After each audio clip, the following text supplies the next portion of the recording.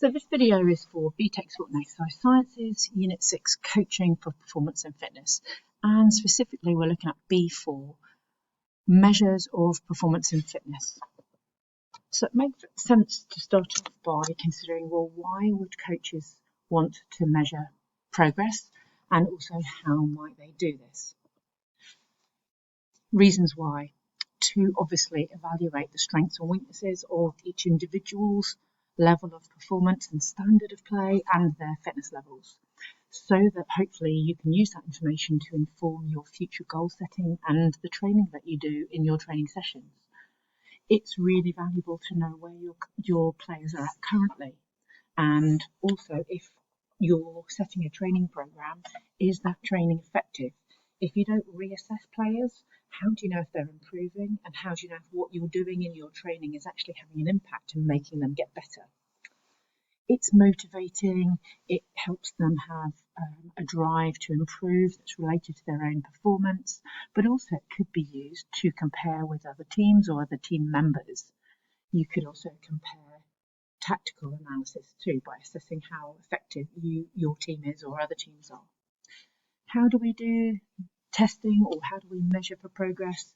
Well, there's a range of different ways we can do this, and you need to write about all of them really to some extent, giving some examples of them. So coaches might use standardized field tests where you have normative data. That could be the multi-stage fitness test, for example. They could use standardized lab tests where again there's normative data. That could be a gas analysis VO2 max test or a lactate threshold test. When you're measuring, you could compare against your own data. So you have your previous data, you retest, you see if you've made improvement. But also these measures can be used to compare between players, which again could be used for things like selection or trials. You could compare your test data between matches. So this match we did this, last match we did this, or through the season this is how we've performed. Look at certain kinds of data. But you can also get your measures to compare against elite performance. It could be that you're an aspiring national athlete or county athlete, and you've got to get a certain level of standard of performance to get into that sort of competitive level, and you compare your scores against elite performance. Or coaches can use their own subjective opinion. They can watch you, they can give you feedback based on their own internal measures, which might not be standardized, might not be used by other coaches. So simply speaking, often we measure performance and fitness to gauge if improvement has happened. We need a baseline measure, we need a re-measure to see if changes and improvements and adaptations have been made. And this could be related to different timescales. So there could be week by week measurements. There could be, which could be more microcycles, short term. You could do the measure at the start and the end of a single session. You could do mesocycle measures and testing. So that's maybe every 2 to 3 months.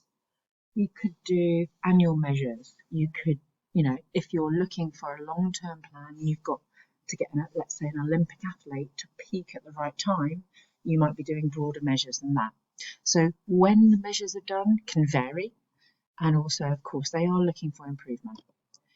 So this is the specification for B4. You've got to analyse and evaluate the role of benchmarks. These are the standards that you might use to judge performance, and you've got to explain, analyse and evaluate the field test that you can use, the different sorts of tests you might use to measure technical, tactical, fitness type of content, but also whether they're coach-devised tests or whether they're more standard tests. And be mindful of the pros and cons of those. There are different pros and cons of all those kinds of things. Going back to the judgment that we'll make on you when assessing you, for distinction, you've got to evaluate the practicality, suitability, effectiveness, and relevance of the tests, the measures that you use, saying whether they're advantageous or disadvantaged, depending on who they're for or what they're for. And again, this you should be quite familiar with by now.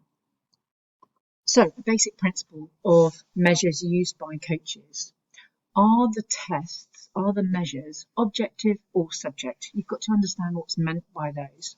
Something that's more objective is not really to do with feelings. It's more focused around facts that are black and white, that are not to do with anybody's individual perspective. So an example of an objective measure could be a VO2 max test, whereby you have an actual value produced. It's not to do with what you think, it's just purely produced by the numerical data and the test conducted. Or this sort of data, which is more statistical data on how many passes were made, how much possession did you have, what's the total distance covered. Again, it's numerical data, which is generated by fact, by data captured without anybody's individual perspective. Subjective data, on the other hand, is primarily about somebody's opinion, the feelings of somebody, the thoughts and perspective of somebody, rather than fact. And of course, what you could have is different coaches having different subjective opinions on people.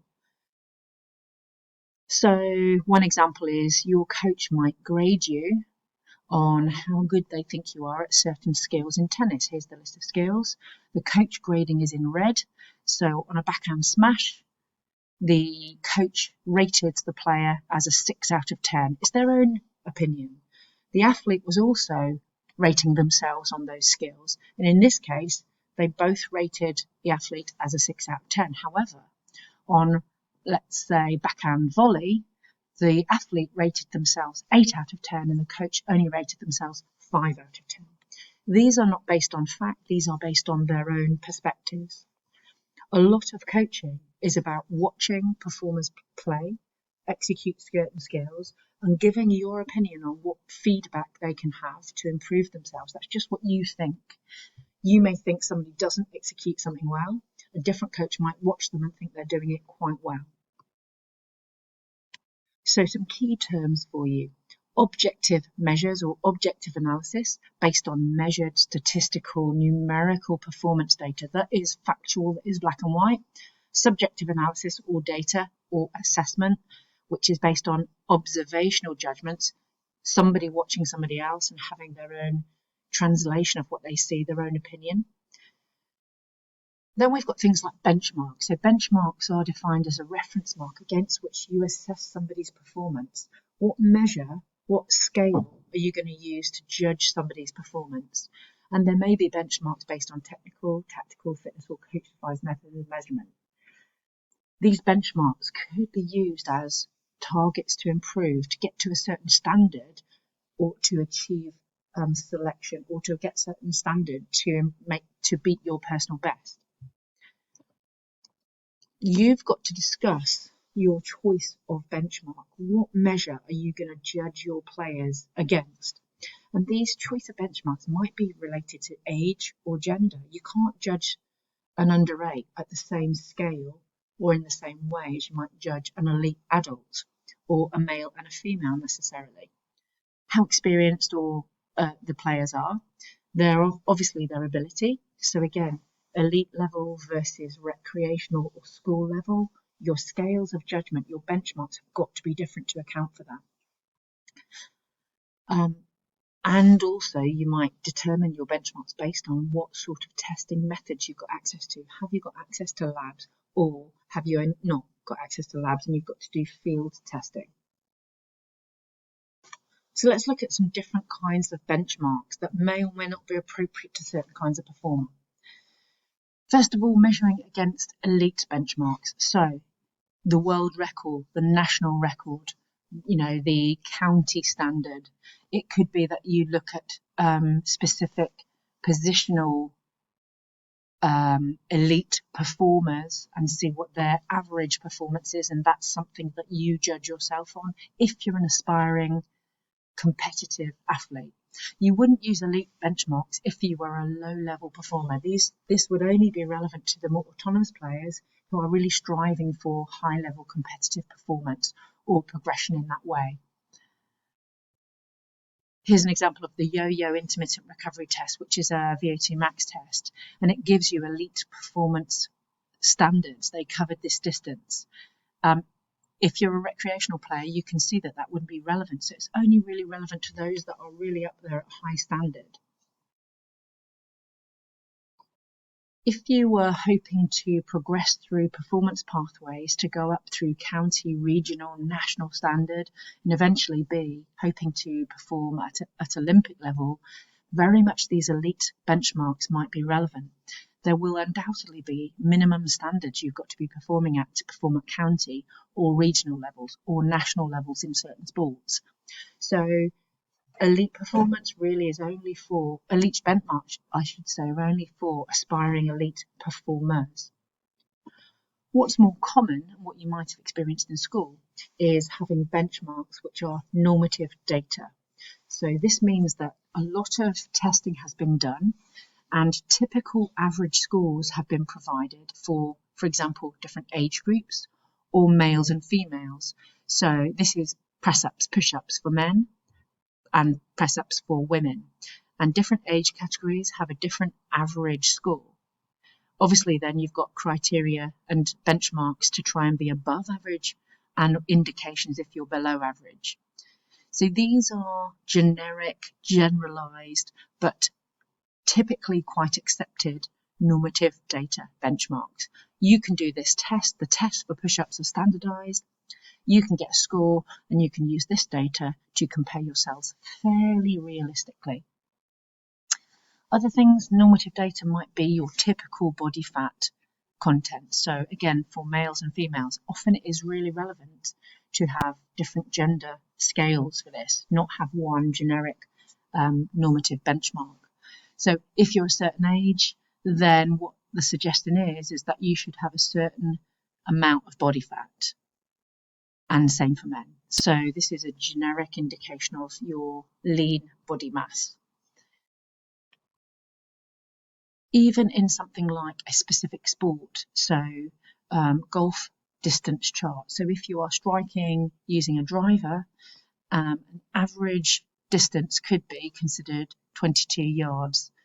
This is elite, the PGA Tour. This is what they do, nearly 300 yards. But if you're average club player, if you're an average player, then you might only hit 220 yards. So it's data which is provided for you to judge yourself against, which has been fairly standardized. Anybody in the country could do these tests and use this data. So it's quite transferable, it's quite comparative. If players come to you from different areas of the country, in theory, these tests and these scores should be comparable. Something which might be less comparable outside of your own club is club benchmarks. So it could be that your coach has done lots of measures within your club players and they've got club stats or club averages. So on the right here, we've got Grantham Athletics Club. These are the club records for different age groups on different events. So this might be a way of having a more localized, less transferable, less comparable measure to judge your performers at based on people that have come through the club previously. You can see that might have a disadvantage if you do have people coming in from different clubs or you want to make a more broader judgment. Measures could be related to match or seasonal progress. So how are we doing this match compared to last match? And again, lots of data you can have, whether it's possession, whether it's shots on target, whether it's goals scored against for. You can look at the season averages, you can look at the match performance data and make judgment on how you're doing. Are you getting better at certain sorts of things? Are you better this season compared to the last season? So this is judgment on you and your team or your own performance based on other different timescales, different matches. Benchmarks can also be devised individually by a coach. Now, these are clearly not going to be necessarily the same benchmarks that are used by different coaches in different clubs. So these again are very individualized coach-devised benchmarks. They might say, right, this is a practice, this is what I'm going to judge you on repeatedly through this season. How well can you dribble 2 basketballs around this particular course of cones? I'm going to time you. You're going to lose, I'm judging you on if you keep control of both balls and what time you do it in. That's his own measure for judging his players and their ball skills. It could be that no other coach in any other club does this test or this measure or uses this as a benchmark of judging the players, but it's something that this person feels is quite important as a measure, as a benchmark. It could be that Rafa Nadal's coach decided that one of the important criteria to judge him by was when he won rallies, how many shots, up to 4 shots long, what percentage of those rallies did he win? So in this case, he won 52.9. What percentage of the rallies that were 5 to 8 shots long did he win? What percentage of the shots that were over 9 shots long did he win? You can see he wins more when they're moderate length. So that's the coach's devised benchmark. That's what he's going to judge him on. No other coach might do this. This is Nadal's coach. So again, lastly, measures could be used as benchmarks within a particular session. Could be the start and or the middle and or the end of a session. If I've been working on passing, I decide that I'm going to measure how many passes can be done by a player, or by a pair within a certain time scale. I measure it at the start of the session, then I do my coaching, and then I measure it at the end. So this is a benchmark that I've set them within a single training session. It could be passes, it could be possession, it could be shooting. But this is something that is used as a benchmark. I get my initial baseline benchmark, what they do at the start. I train them, I try to help them improve, and then I measure them before the end of the session. Okay, so you'll also have to discuss in your work what coaches measure. So you will need to give examples of how a coach can select tests, what they might be, give examples to test the skills, the technical aspect of performance, not just how many are successfully in, but the quality of the performance. It could be looking at accuracy, it could be looking at distance of something, it could be looking at time, it could be looking at the more coaching's quality. Do they execute a skill correctly with the right coaching points? Do they follow through enough? That observational coaching aspect. You will also have to give examples of how you might use measures to assess tactics. And this could be something called notational analysis. How many times a tactic was used and how many times it was successful. You might also look at video analysis. So record your players playing a certain episode, how many times or how well they do that tactical application, and look at the results. You might also need to measure, this is, I guess, easiest to do, components of fitness, your strength, your endurance, your cardiovascular fitness. So for all of these, you will need to give some examples of tests that could be used.